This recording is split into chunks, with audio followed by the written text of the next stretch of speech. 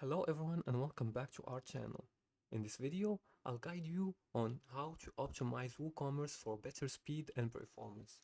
Now before we start, WooCommerce requires a WordPress subscription.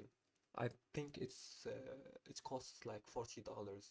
As you can see, I didn't pay for this subscription, but I'll guide you to the process verbally, and if you follow my instructions, you'll be able to complete this task successfully.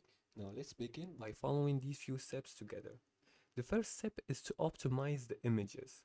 Compress images using plugins like Smush or TinyPNG to reduce load time. You can install these plugins by going to plugins right here in the left sidebar. Go to plugins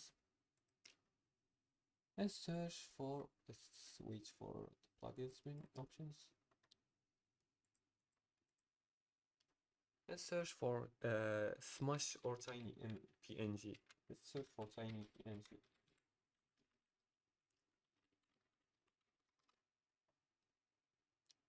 Now, to do that, install, upgrade, and activate this plugin and use it to reduce the load time and reduce your images.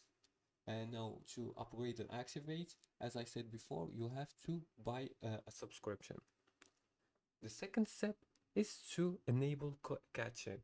Install a caching plugin like WP Rocket or W3 Total Cache. And to do that, you're gonna go to the same procedure. Just go to plugins in the left sidebar and search for WP Rocket right here. Once the plugin appears, you're gonna have to activate and upgrade it. After that, you're gonna access the plugin and enable page caching for faster loading. The third step is to use a CDN. Connect your site to a content delivery network like Cloudflare to serve content faster globally. And that's it. That's how you optimize WooCommerce speed. If you liked this video and found it helpful, please like and subscribe, and feel free to leave a comment below the video if you have further more questions about this topic. Thanks for watching, and see you again in the next tutorial.